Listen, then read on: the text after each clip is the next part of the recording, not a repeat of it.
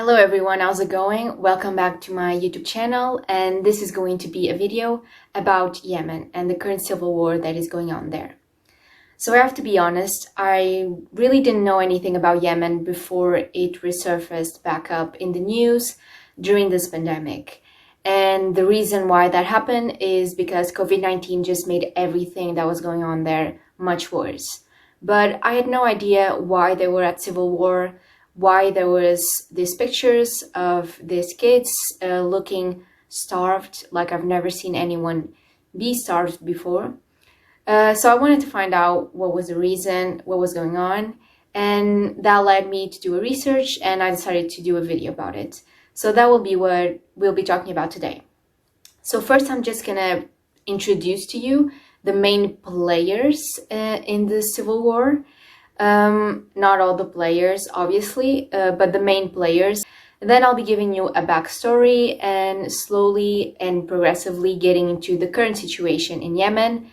At the end, I'll be giving you some facts about the unfortunate situation that is going on there and how serious it actually is. And at the end, I'll be talking to you about what you can do to help, simple things that you can do that, might make a difference in the future. And I'll be leaving you some links down below of other YouTube videos that I found were really interesting. So if you don't even understand what I'm saying, maybe you can give those a shot and you might understand them better than the one I've made. And obviously every paper I've read is going to be linked in the description down below. So yeah, let's get started. So one of the main players at this war is the Republic of Yemen government, which is the internationally recognized government of Yemen that is led by a man named Abu Rabu Mansur Hadid, which I will only refer to as Hadid in this video. And I'm sorry if I say anything wrong. And Hadid has been in this government since 2012. The next player is the Houthi forces, or the Houthi movement, as sometimes they are referred. And they are a movement that was originated in the northern part of Yemen. And they are also referred to as rebels sometimes. But I will be referring to them as Houthis on this video. We also have the group Al-Qaeda, which is a terrorist group that started to insert itself in the south part of Yemen, and I will be referring to that later. And I'll be giving more details about each group later in the video when they are relevant. Then we have the Southern Transitional Council, which is a southern separatist force that is backed by the United Arab Emirates. In this civil war, there are a lot of other players that are not even inserted within Yemen itself. We have Saudi Arabia, we have possibly Iran, the United States, UK, and France. All of them have a role in this war, and I'll be exploring their role a little bit more later. Okay, so now that we know a little bit more about the players, I'll be talking a little bit more about the backstory of Yemen. And I know it might be kind of difficult to, if you're hearing this for the first time, to actually know what you're hearing and associate it when I make references to what I just said, but I'll try to help out with some imagery and things like that. But when I started to research about this, the history of this country is insane. There's so many details, so many things I know I don't understand because you read the history about a certain thing, and within that thing, there's so many other things. It's really hard to understand. It's so much deeper than what you think. So it's really hard to comprehend everything, but I'll try to do a good job. I'll try to do my best, and I hope I can give a good message across. So yeah, let's start. So before 1990, Yemen was divided in two. We had the northern part of Yemen, which was called Yemeni Arab Republic, and it was backed up by Saudi Arabia and the US. And this was mainly an Islamic state, and its capital is called Sana'a. Then we have the southern part of Yemen, which was called People's Democratic Republic of Yemen, and this part was mainly backed by the URSS, or the Soviet Union, as we know. The capital of the south is called Aden. So the civil war that Yemen is facing right now is not the first civil war that this country has faced. They have had numerous conflicts. And in 1962, they had a civil war just on the northern part of Yemen. And on one side, we had the ones that supported the new republic, and on the other side, we had the ones that supported the older one. So this war ended in 1970, and it was really known for the intervention of Egypt on one side and Saudi Arabia on the other side, supporting the opponent forces. And it was known of that, and really mostly known for some people as the proxy war between these two countries. And we're going to find that that's kind of a similarity with the civil war right now, because some people think that what's going on there is really just a proxy war between Saudi Arabia and Iran. But I'll talk more about that later. Even though this war ended in 1970, a lot of conflicts happened after. I'll have a lot of links down below that detail much more things that happened. But one thing I found reading all these papers, and one thing that makes me really sad, is that I feel like this country never had a break. Like when I would read, okay, the civil war ended, I would just read more and see that even though the civil war technically ended, this country was still suffering so much. I feel like this country never had a break, and I feel really bad for everyone that has ever lived and still lives there. It's really hard when this country, I feel like, just has suffered so much. So as I've stated before 1990, Yemen was divided in two. But after 1990, they were unified. There was unification of the north and the south. And this country, Yemen, started to be ruled by a man called Saleh.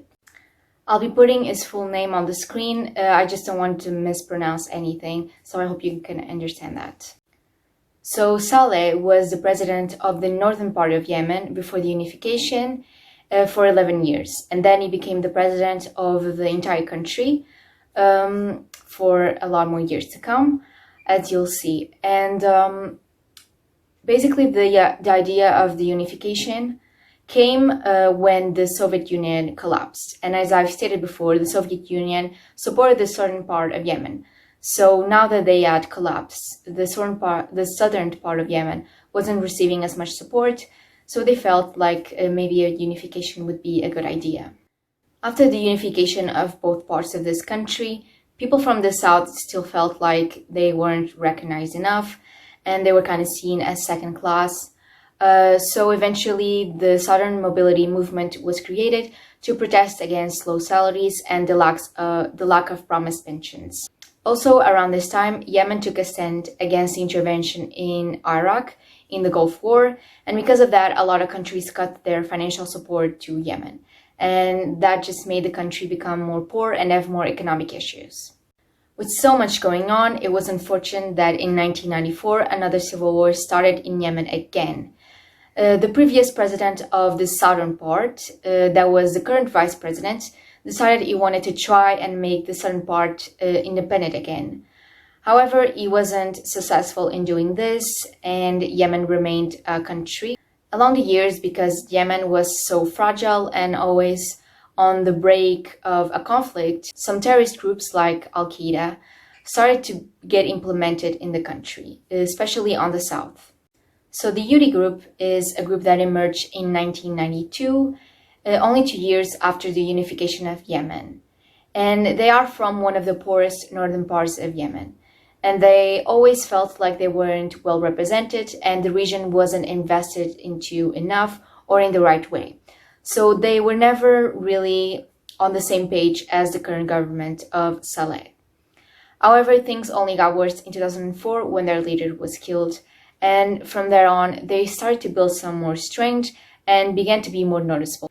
Something else I forgot to mention is the different religions that also were present in these different parts of the country. So the northern region was predominantly a Shiite branch of Islam, while the southern part of Yemen was a Sunni dominant region.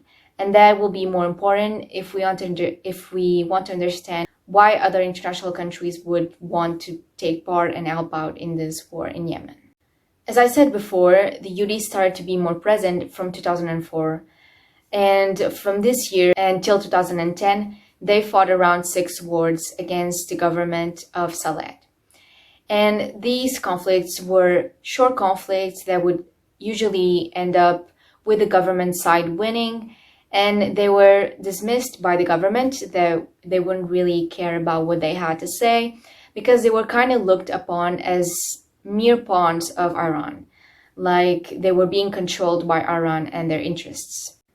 However, their movement started to go really strong and they started to move very quickly and they started to get close to the capital, Sana'a. And at this point, Saudi Arabia was already helping a little bit to fight against the Houthis, but nothing too major. So around this time, the Houthis were not the only ones that were really unhappy with the current ruling. Some people on the south were getting really frustrated, and people just started to manifest, and that eventually led to Saleh resigning.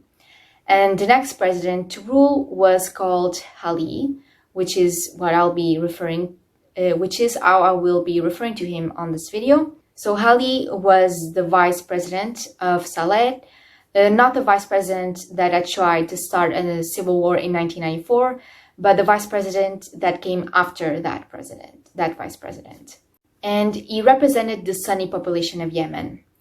However, even though they had a new president in power, this president was viewed as weak, and because the Houthis felt like they, again, weren't being well represented, didn't have enough power, they started another civil war in 2014. Some people really doubt that the Houthis themselves have so much power, so much weapons, only by themselves, so they think that Iran is the one that is providing help to them with weapons and other type of training. And I believe that this started to happen more after the manifestations in 2011, which led to the resign of the previous president, Saleh. Meanwhile, since Saleh was no longer in power, he actually decided to partner up with the Houthis, the group he had been fighting for years when he was the president of Yemen. And this really strange alliance would prove to be really effective because in 2014, the Houthis were able to conquer Sana'a, the capital of Yemen. In early 2015, they advanced southward from Sana'a to Aden. However, in March 2015, with the help of Saudi Arabia, Hadi was able to conquer Sana'a again. So the Houthis started to gain control of Yemen, and they actually made Ali hostage at some point, but then he was able to run and he went to Aden, the main city in the south part of Yemen. And after that, he fled to Saudi Arabia, where he asked for help of Saudi Arabia. And Saudi Arabia responded by forming an international coalition that was made by 9 countries that were mainly Sunni Muslim countries. And they had the support of the US with the training or logistical support as well. Other Western countries like the UK and France would also support Saudi Arabia and their international coalition. So this coalition began by bombarding strategic installations to take control of Aden. And in 2015, Aden became again led by Hadid. However, most of it was controlled by the United Arab Emirates. As we said, they support a southern group.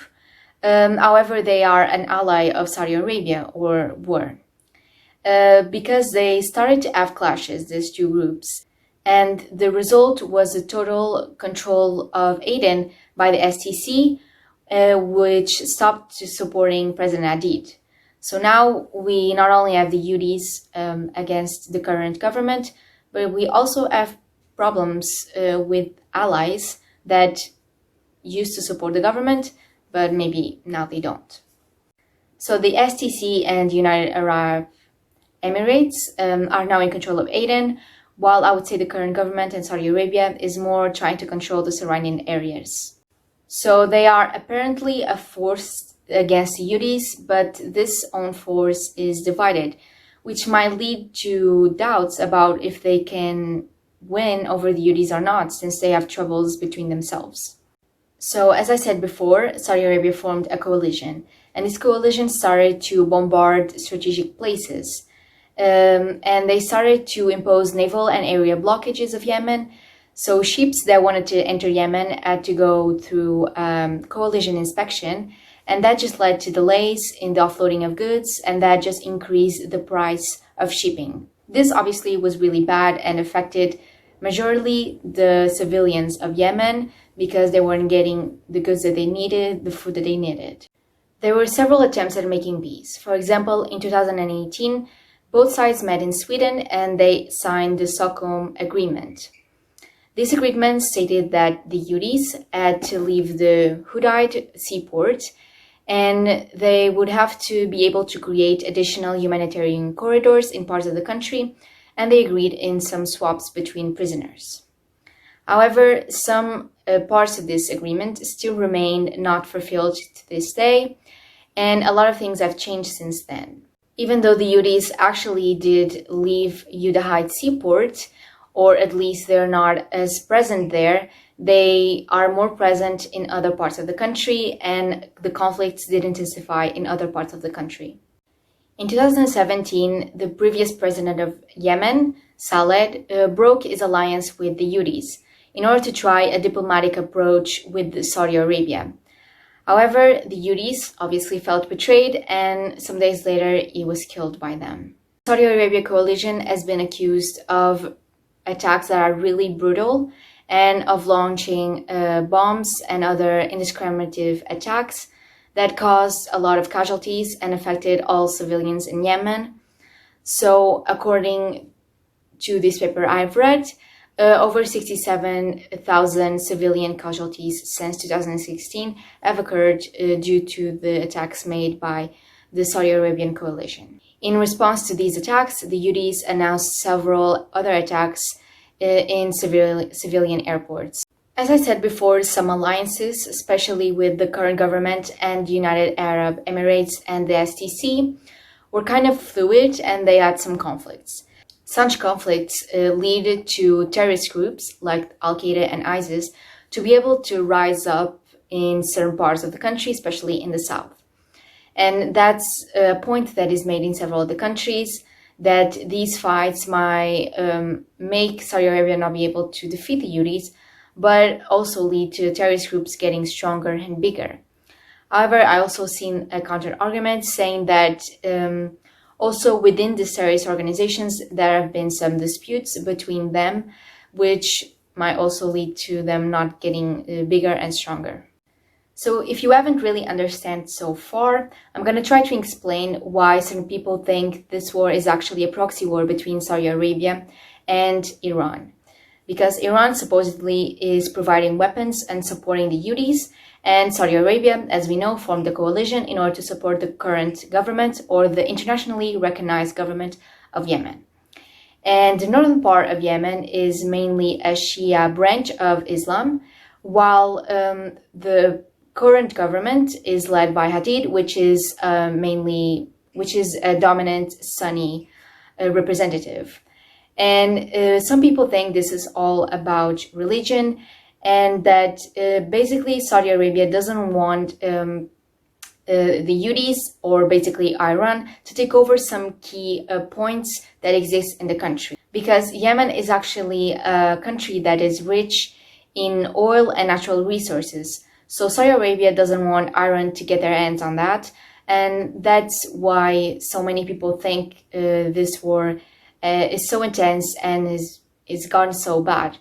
But I've also read a paper that argues that Saudi Arabia is trying to portray that this is what they're trying to do, that yeah, they are fighting against Iran because they don't want them to get their hands on valuable resources, just to get the US to support them and to kind of ignore what they're doing to Yemen and the civilians there, the innocent people there.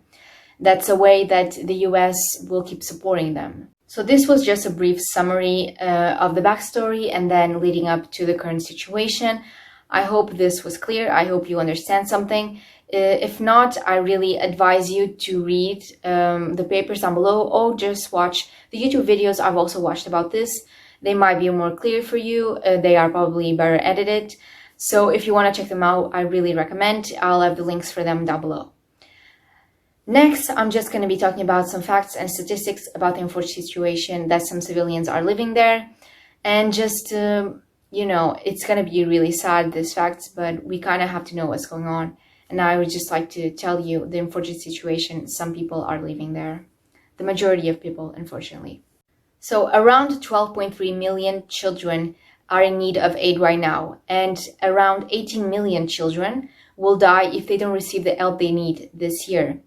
And as you know, this help has been postponed or paused due to this pandemic that we are living right now, and it just made the situation there for the children and the civilians much worse, because they don't live in good living situations.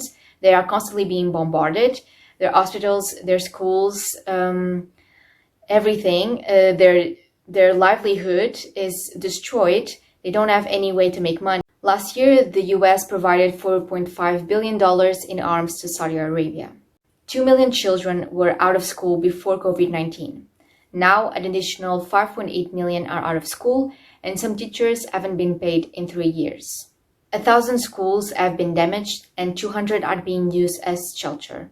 Around 9.58 million children don't have access to sanitation, hygiene products, or safe water. 75% of the population doesn't have access to soap. If they don't get help they need in the health sector, which is already in a very dire situation, it will probably collapse in the next 6 months. 2/3 of the population need some sort of humanitarian assistance. 20 million people are food insecure. Something else I would like you to know and to understand why there is such an issue around food in Yemen, and why it was so damaging that the Saudi Arabia coalition was attacking seaports and airports, and also the Houthis, obviously. Why attacking these specific places was so damaging to this country is because only 5% of the wheat that is consumed in Yemen is domestically produced there, and only 25% of the overall food available is produced locally. So this country relies a lot on importations, and when you cut that off, there's not going to be any food. Yemen is a country that is kind of dry. It's really hard to grow food, and they are very rich, as I said, in natural resources such oil, which is really why I think Saudi Arabia is interested, but they lack the conditions to grow their own foods or a variety of foods. Like in other countries, we have more varieties, and they really rely on importations, and that's why they were so affected. These countries were just bombarding these specific places that were so important, that they are important. And I'm going to be talking about the key places that were bombarded later in the video. But, you can understand why they were so affected. If only 5% of the wheat that they consume is grown domestically, if only 25% of the food that is available is produced there, so that's a really low percentage. Around 400,000 children are considered to be severely malnourished. So in order for you to have an idea of the statistics I just said, the total population of Yemen is close to 30 million. So as of mid-September 2019, the UN Financial Appeals for 2019 programming in Yemen sought out $4.2 billion. However, they've only received $1.5 billion, which is around 36% of what they actually needed. And I cannot imagine how much more they need now that COVID-19 has hit Yemen. So now I wanted to talk about some foreign countries and what their role was or still is in the civil war that's going on in Yemen. So Yemen obviously has, and I think will continue to have, a big flow of refugees trying to come out. So something I want you to know is most weapons and other logistical training support has been provided by countries like the US, the UK, and France. Trump in 2017 forbade Yemen citizens from entering the US. I'm not sure if this still stands, but I wouldn't be surprised. So some lawmakers have proposed a legislation to limit the US support of the coalition, while others have highlighted Iran's support for the Houthis as a major factor of the stabilization in Yemen and as a reason of why the US should keep supporting Saudi Arabia and their coalition. Both Obama and Trump administrations have approved several billions of dollars in major weapon sales to Saudi Arabia and the United Arab Emirates. The United States has continued to work with local and regional actors to counter terrorist groups operating in Yemen, such as Al-Qaeda and the Islamic State.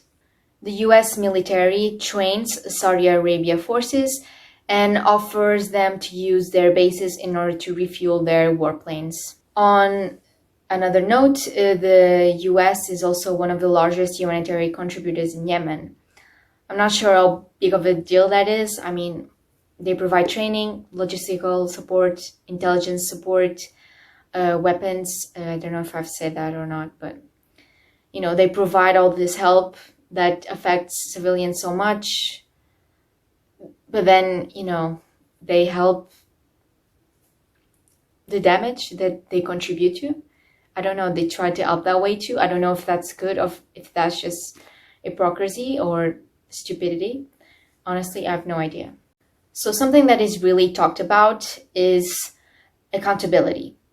Both sides have contributed to awful things happening to innocent people, civilians, mostly children. And so when this war ends, how will people take accountability? Like, obviously, the ones that lose will take accountability, but whoever wins, they've also destroyed Yemen. They've also done really bad things. So how will they be held accountable? That's the big question. Both sides have been accused of a lot of war crimes against civilians and innocent people. As I've said, both the Saudi Arabia coalition has launched bombs in hospitals, in airports, as well as the Houthis. The Houthis have also been responsible for a lot of civilian casualties.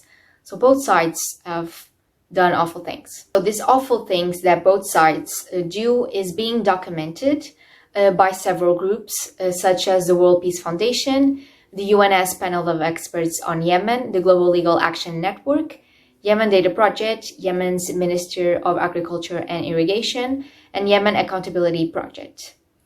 And these types of destruction include attacks on critical infrastructure, such as electricity sources, water supplies, irrigation dams, agricultural extensions, facilities, as well as healthcare facilities as well. Because all of this has been bombarded by both sides or affected somehow because of the Houthis or the Saudi Arabia coalition. So specific places that have been targeted. Taiz was a place that was really targeted. This place has a lot of markets, farms, and civilian transportation centers. The next one is Tiama, which is a place that is really rich in fishing villages, agricultural land, and irrigation systems. So obviously the livelihoods of the civilians were affected. So they couldn't make money. So how would they be able to get food? And obviously they couldn't get help because they were also bombarding seaports and airports where the food could come. So it's really complicated. So the next place that was really affected was the Red Sea coast, which was a place where a lot of artisanal fishing was done. And as I said, the Hudai seaport, where a lot of importations would come from, was another place that was really affected. So as I said, Yemen is a place that is really rich in oil and other natural resources. So the way to stop this war has to be by making these resources available to civilians so they can make their livelihood out of them and they can start to make some money.